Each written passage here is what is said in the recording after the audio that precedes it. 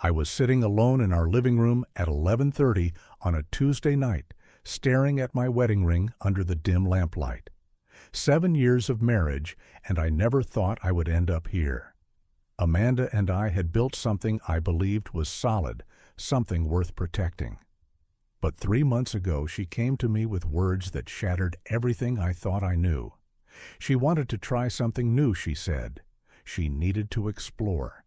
And when she mentioned wanting to experience what she called real men, something inside me broke quietly without making a sound. Before we dive into what happened next, I would love to know where you are watching this from. Drop a comment below and let me know your city or country. And if you want to see how this story unfolds, please hit that like button and subscribe to the channel. Trust me, what comes next is something nobody saw coming, least of all me. Amanda and I met 8 years ago at a tech company downtown. I was a software engineer, she worked in marketing. We clicked immediately over coffee in the break room, talking about everything from our favorite movies to our dreams of traveling the world. 2 years of dating led to a small wedding with close friends and family. We bought a house in a quiet suburb, the kind of place where neighbors waved from their porches and kids rode bikes down the street. We did not have children, which suited us fine. We had talked about it, decided maybe later. Our life fell into a comfortable rhythm. I worked on coding projects that challenged me. She managed campaigns that brought her satisfaction. Weekends meant cooking together, trying new recipes, binge-watching shows, or hiking nearby trails. From the outside, we looked like the couple who had it all figured out, and for a long time, I believed we did. But around 6 months ago, things started shifting. Amanda joined a new gym closer to her office. She said she wanted to get in shape, feel more confident. I supported her completely, even encouraged her. She deserved to feel good about herself. Then came the wardrobe changes. She started buying tighter clothes, dresses that showed more skin than she usually wore. Again, I thought nothing of it. If she felt beautiful, that was wonderful. The late nights started next. Amanda began staying out after work, coming home at 9, then 10, then midnight. Happy hour with colleagues, she explained. Drinks with her new gym friends.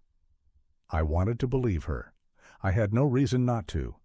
But a small voice in the back of my mind whispered doubts I tried hard to ignore. I suggested date nights, booked reservations at restaurants we loved, planned a weekend getaway to the coast. She always had an excuse. Too tired, too much work. Maybe next time. Then came that Friday evening in late October. Amanda walked into the kitchen where I was chopping vegetables for dinner and said she needed to talk. Her tone carried a weight that made my hands stop moving. We sat down at the dining table facing each other under the yellow overhead light. She looked at me with an expression I could not quite read. Nervous, maybe? Determined, definitely. She told me she felt trapped. Not by me specifically, she clarified, but by the idea of settling down so young, of never experiencing anything else. She was 32 years old and starting to wonder what she had missed out on. I asked if I had done something wrong, if there was something I could fix. She shook her head. This was not about me, she insisted. This was about her needing to feel alive again. That was when she brought up the idea of an open marriage. She wanted us both to have the freedom to see other people, to explore connections outside our relationship. My stomach dropped. I sat there, unable to form words. She kept talking, explaining how it could work. We would have rules. No emotional attachments, just physical exploration. We would always come back to each other. She made it sound reasonable, almost clinical. Then she said something that cut deeper than anything else. She needed to know what else was out there, she explained. She wanted to experience real passion with real men. Real men. The phrase echoed in my head. What did that make me? I wanted to ask, but could not find my voice. I felt small, inadequate, like I had failed some test I did not know I was taking. She gave me an ultimatum.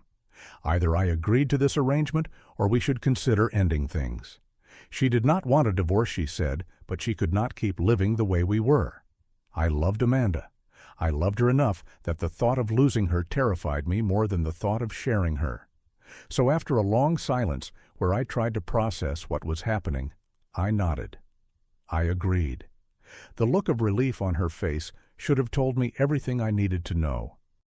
But I clung to a fragile hope that this was just a phase, something she needed to get out of her system before realizing what we had was enough. The following Monday, Amanda sat me down again to establish ground rules. No asking for details about dates or encounters. Always practice safe sex. Respect each other's time and space. She presented these terms like a business contract, and I numbly agreed to each one. That same night, she went out on her first date. I stayed home pretending to watch a basketball game on TV. I could not tell you which teams played or what the score was. Every minute felt like an hour. She came back just past midnight. Her hair was slightly messy, her lipstick smudged. She looked radiant in a way I had not seen in months. She did not say anything, just walked straight to the bathroom and turned on the shower. I lay on the couch staring at the ceiling, listening to the water run. Sleep did not come that night. 3 days later, she went out again. And again the following week. I started to notice a pattern. She was seeing the same person, someone named Derek, from her gym. I never asked about him, but she mentioned his name casually once when she was texting. Derek was everything I was not. From what I gathered, he was built like someone who lived in the gym, confident in a way that bordered on arrogance. The kind of man people called an alpha male. I worked behind a computer screen, kept in decent shape, but nothing impressive. I was polite, soft-spoken, thoughtful. Apparently, those qualities did not scream real man. By the second week, Amanda was going out 3 times. I threw myself into work, taking on an extra project that required long hours and intense focus. My co-workers noticed I looked tired. I joked that I was not sleeping well, which was not exactly a lie. At night, I came home to an empty house and cooked dinner for one. The silence was deafening. I called Marcus, my best friend from college, and told him everything. He was shocked angry on my behalf. He told me I was being a fool, that I deserved better than this. I defended my decision, said I loved Amanda, and wanted to make things work. Marcus sighed heavily through the phone. "Man, you deserve better than this," he repeated. But I did not believe him. Not yet. I decided to try living more positively.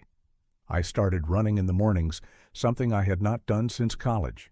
I picked up books I had been meaning to read. I taught myself to cook new dishes, experimenting with flavors and techniques. It gave me something to focus on besides the hollow ache in my chest. One Saturday morning, I was outside fixing a section of our fence that had come loose during a storm. The physical work felt good, productive. That was when Kayla, our neighbor from the house next door, walked over. She had moved in about 3 months earlier, right around the time Amanda started changing. We had exchanged polite hellos and waves, but nothing more. Kayla was around 28, worked as an architect, and had an energy about her that felt refreshing. She was athletic, with long brown hair usually pulled back in a ponytail, and a smile that seemed genuinely warm. She asked if I needed any help with the fence. I thanked her, but said I had it under control. We started talking anyway. She told me about a new project. She was designing a sustainable housing development. I shared some details about the software I was building. The conversation flowed easily, naturally. For the first time in weeks, I felt relaxed. She mentioned she liked running in the mornings and asked if I ever ran the trail that looped around our neighborhood. I told her I had just started running again. She suggested we could run together sometime if I wanted company. Then she invited me to a barbecue she was planning for the following weekend. She said I should bring Amanda too. I thanked her and said I would ask. That evening, I mentioned the invitation to Amanda. She was getting ready to go out applying makeup in the bathroom mirror. Her response was quick and dismissive. "You go if you want, I am busy." She did not ask who Kayla was or show any interest in the barbecue. She was too focused on her plans with Derek. I watched her leave the house in a new short dress she had bought the week before, and the loneliness hit me like a wave. I thought about Kayla, a stranger who had shown more interest in my day than my own wife had in weeks. The following Saturday arrived. Amanda declined the barbecue invitation without much thought. She had a spa day planned with her girlfriends. She said, though, I suspected Derek was involved somehow. I went to Kayla's place alone, carrying a bottle of wine I had picked up from the store. Kayla greeted me with a bright smile, introducing me to a few of her friends who had already arrived. The atmosphere was relaxed and friendly. People stood around her backyard talking and laughing. Music played softly from a speaker. I found myself smiling, actually laughing at jokes, engaging in conversations about movies and travel and work. It felt like stepping out of a dark room into sunlight. Kayla was an excellent cook. She grilled chicken and vegetables with skill, and everything tasted incredible. We talked about our favorite films books we had read recently, places we wanted to visit someday. She asked thoughtful questions about my work, genuinely curious about the projects I was developing. I found myself opening up in ways I had not with anyone in a long time.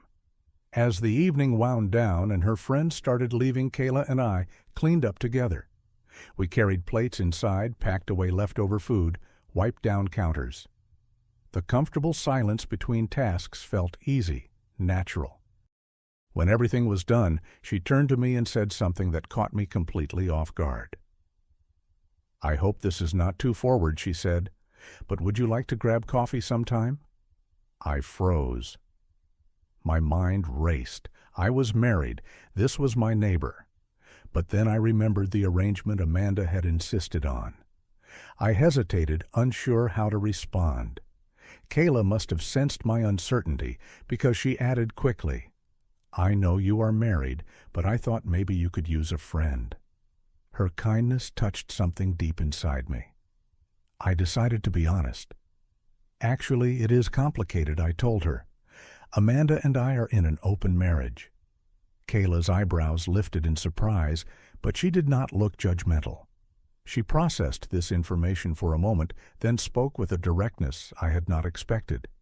In that case, I would love to take you out. Not just coffee. A real date. The world seemed to tilt slightly. I could not believe what I was hearing. A beautiful, successful, interesting woman was asking me out. Me? The man my wife had implied was not real enough. I went home that night while Amanda was still out. I lay in bed staring at the ceiling thinking about Kayla's offer. My wife had the freedom to see whoever she wanted. Why should I not have the same? But this felt different. I was not interested in Kayla to get back at Amanda or to prove a point. Kayla made me feel valued, seen respected.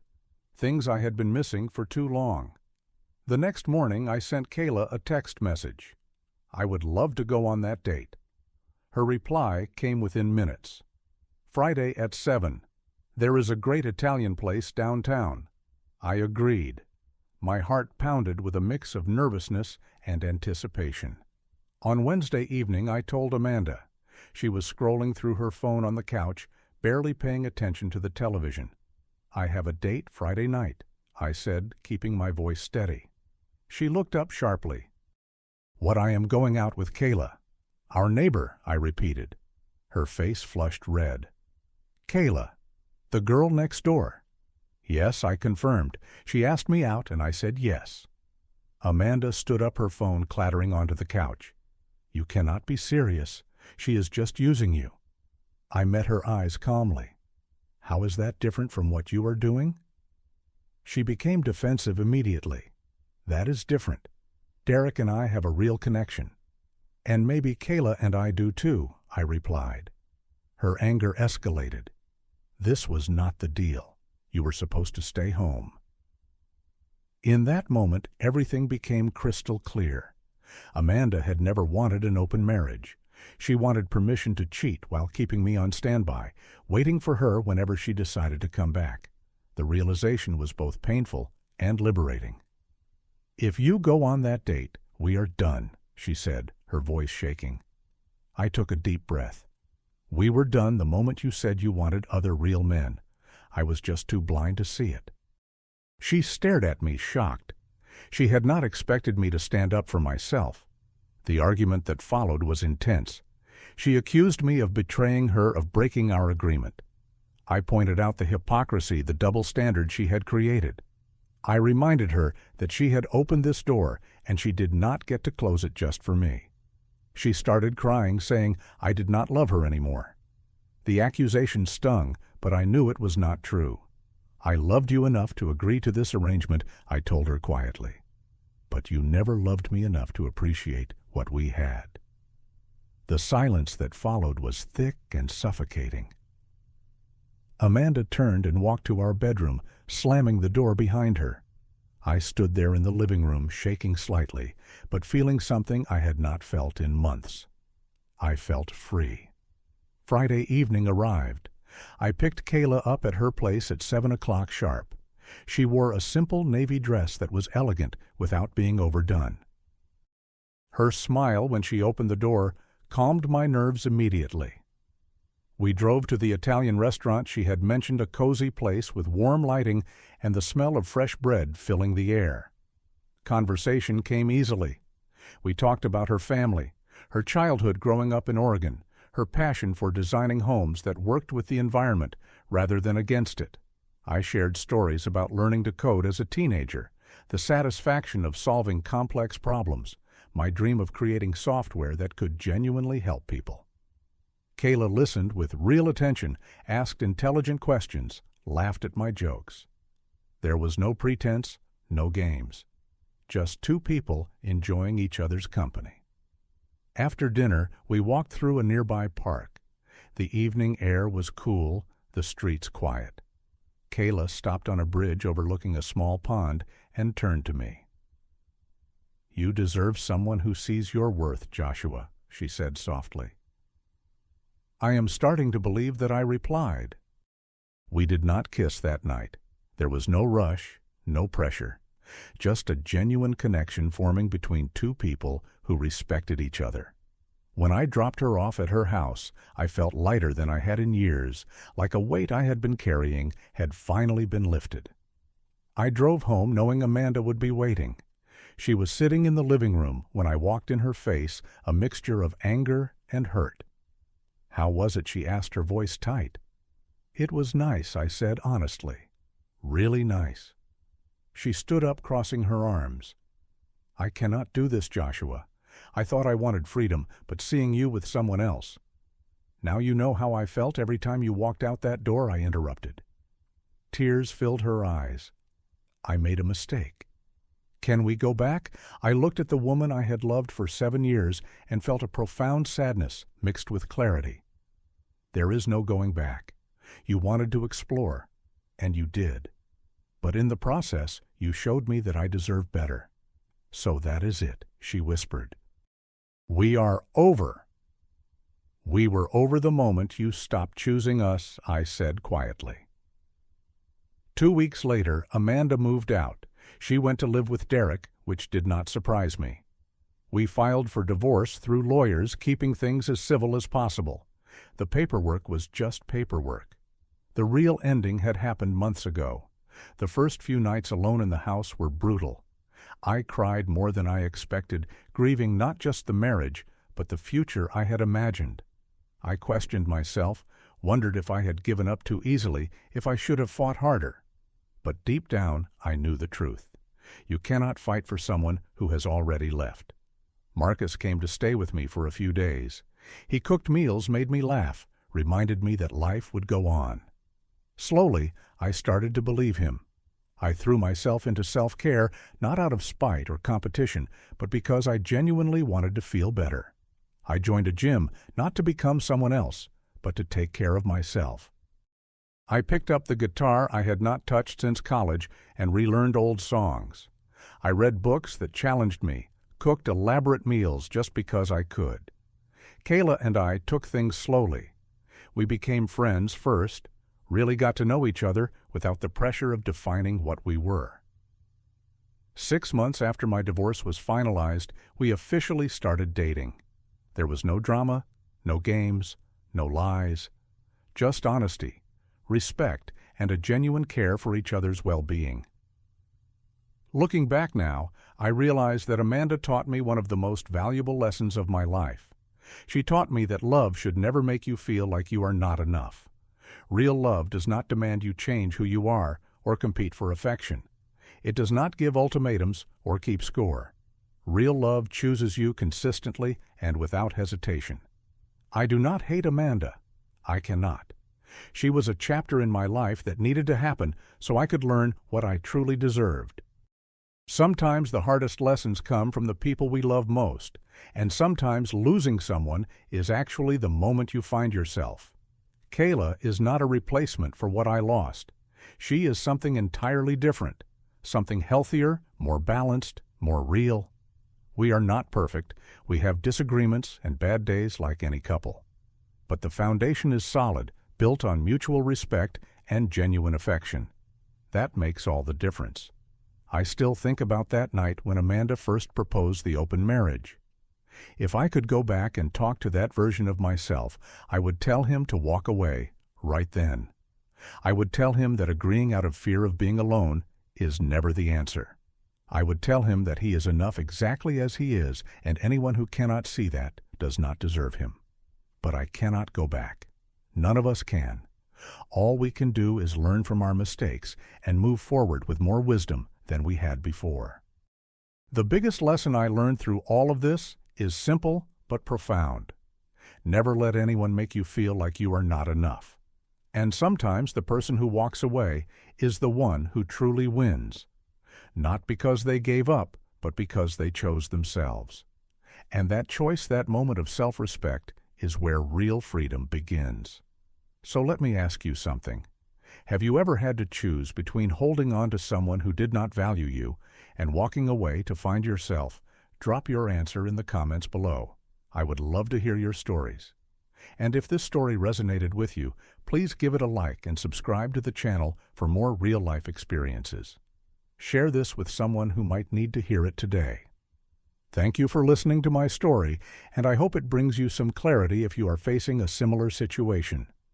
Remember, you deserve someone who chooses you every single day.